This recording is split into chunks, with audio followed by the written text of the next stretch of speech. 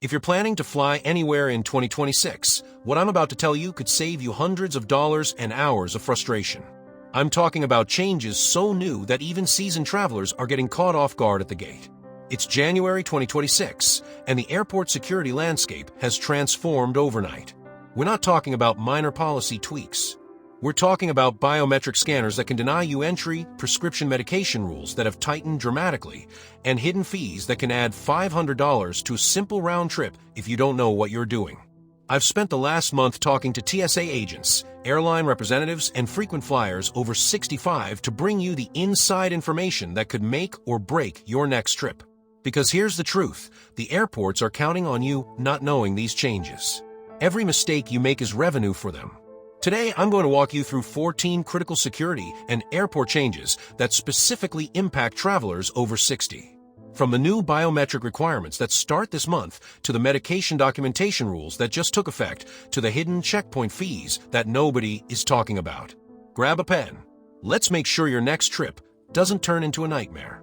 Let's start with the biggest change hitting airports right now. If you've flown recently, you might have noticed new facial recognition cameras at security checkpoints. Those cameras were optional in 2025. Starting January 15, 2026, they become mandatory at all major U.S. airports for travelers over 18. Here's what this means for you. When you approach the TSA checkpoint, instead of handing your ID to an agent who looks at your face, you will stand in front of a camera. The system scans your face, matches it to your ID photo, and either gives you a green light or a red light. Now, the TSA says you can opt out, but here's the reality on the ground. If you opt out, you get sent to a separate line. That line can add 20 to 45 minutes to your security wait time. And here's the kicker. In some airports, opting out triggers an automatic enhanced screening, which means a pat-down and a full bag search. For my senior travelers, this creates a specific problem. The facial recognition software has a harder time with faces that have aged significantly since their ID photo was taken. If your driver's license photo is from 2015 and you've had significant weight loss, medication-related facial changes, or even just natural aging, the system might flag you as a mismatch. The fix: update your ID photo before you fly.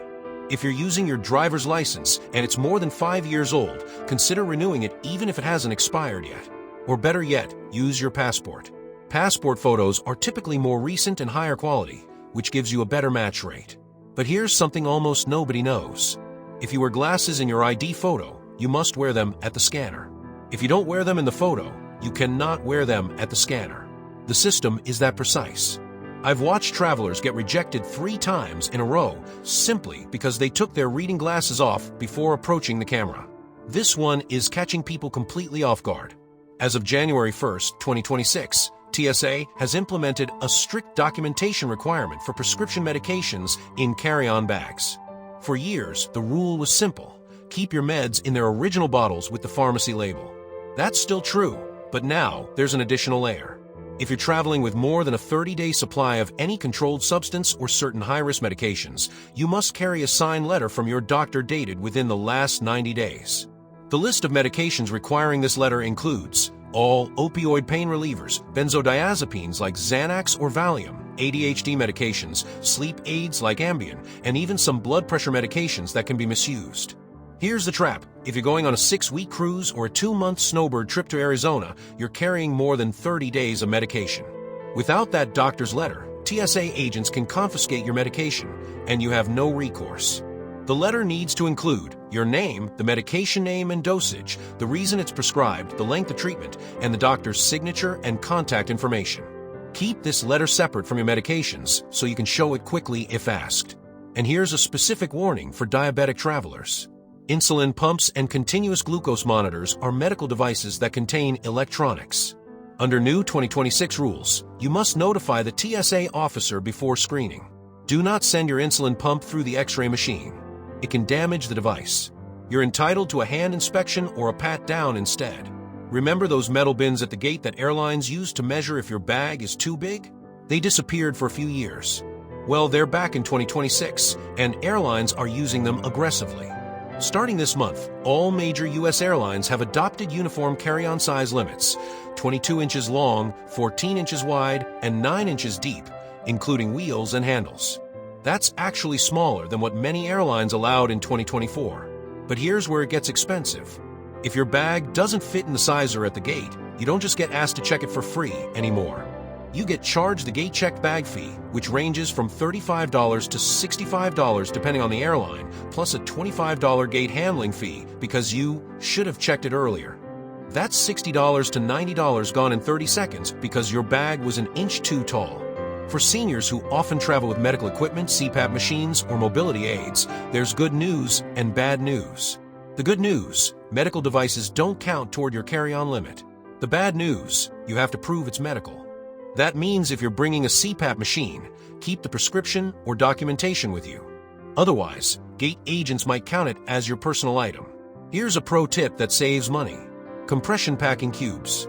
These allow you to pack the same amount of stuff in a smaller bag that actually fits the sizer. I'm not talking about vacuum bags that you can't repack. I'm talking about cubes with compression zippers that flatten your clothes by 30 to 40%. They're $25 on Amazon, and they pay for themselves on the first flight. This one makes my blood boil, but you need to know about it. Several major airports, including Chicago O'Hare, Newark, and Los Angeles, have implemented a new wheelchair and mobility assistance fee structure that went into effect January 2026. Here's how it works. If you request wheelchair assistance when you book your ticket, it's still free. But if you show up at the airport and request assistance at the counter because you're having a bad mobility day, some airports now charge a $15 on-demand assistance fee. The airports justify this by saying it helps them staff appropriately.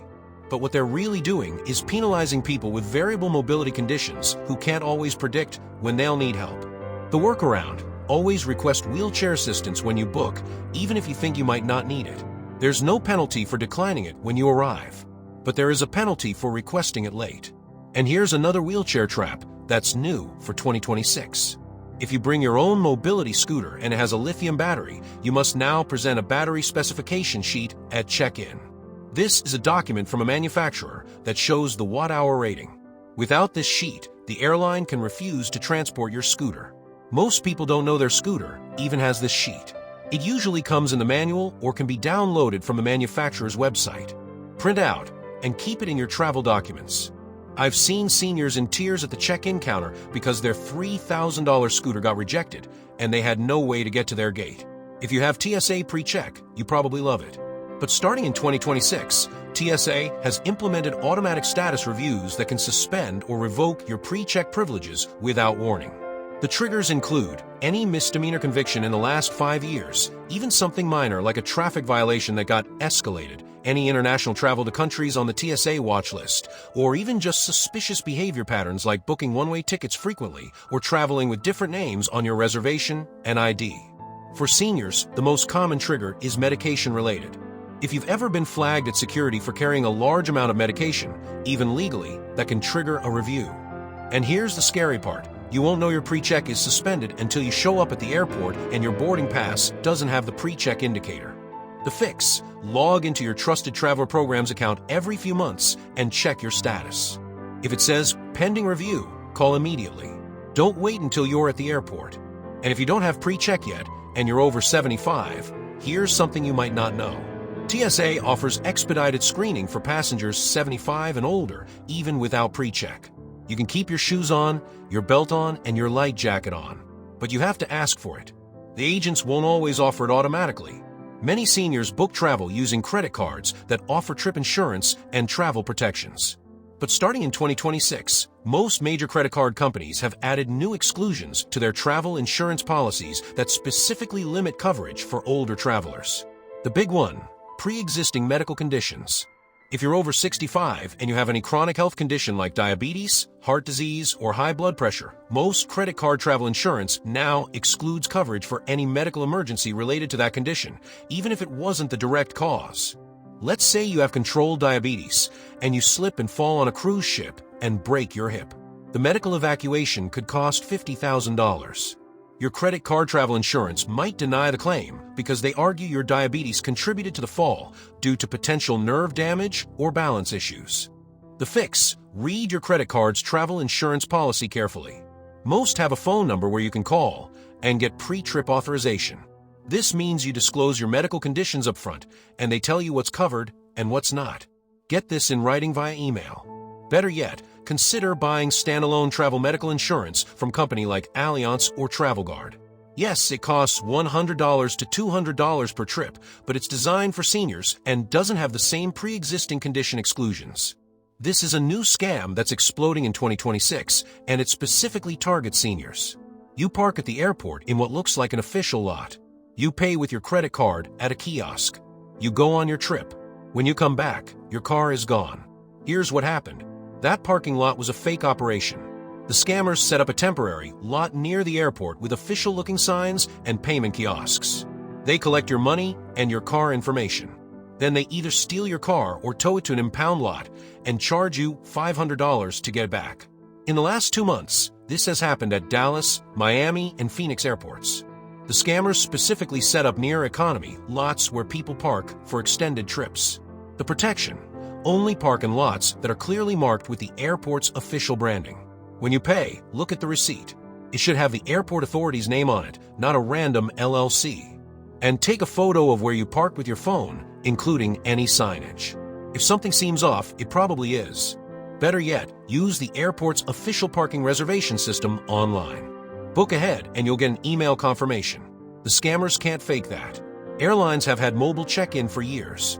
You can check in 24 hours before your flight from your phone. But in 2026, airlines have started implementing dynamic pricing for seat assignments at check-in time. Here's how it works.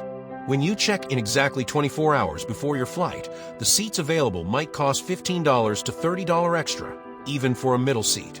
But if you wait and check in at 23 hours before, those same seats might be free. Why? The airlines use algorithms to predict how many people will pay for seats versus how many will wait. If too many people wait, they drop the prices to fill the plane. But if you panic and pay at the 24-hour mark, you're overpaying. For seniors who like aisle seats for easy bathroom access, this is especially important. That aisle seat might be $45 at 24 hours out, but free at 12 hours out. The strategy: set a reminder to check in at 23 hours before your flight, not 24. Check the seat map and see what's available and what it costs. If everything is expensive, wait a few more hours and check again. The closer you get to departure without checking in, the more likely the airline will release free or cheap seats. Exception: if you're flying a popular route during peak times like spring break or Christmas, check in exactly at 24 hours because seats will sell out. If you're flying internationally from the US in 2026, you can no longer fill out those paper customs declaration forms on the plane. It's now 100% digital through the Airline app or through the mobile passport control app. For seniors who aren't tech-savvy, this is creating chaos.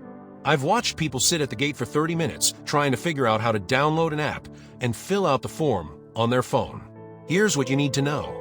Before you even get to the airport for an international flight, download your Airlines app and the mobile passport control app. The MPC app is free and it's approved by US Customs. You can fill out your customs declaration at home days before your trip and it will be saved. When you land back in the US, you skip the regular customs line and go to the MPC line, which is usually much shorter. I'm talking 15 minutes versus 90 minutes at a busy airport like JFK. If you absolutely cannot use a phone, tell the flight attendant as soon as you board. Most airlines have a few paper forms left for extreme circumstances, but you have to ask early.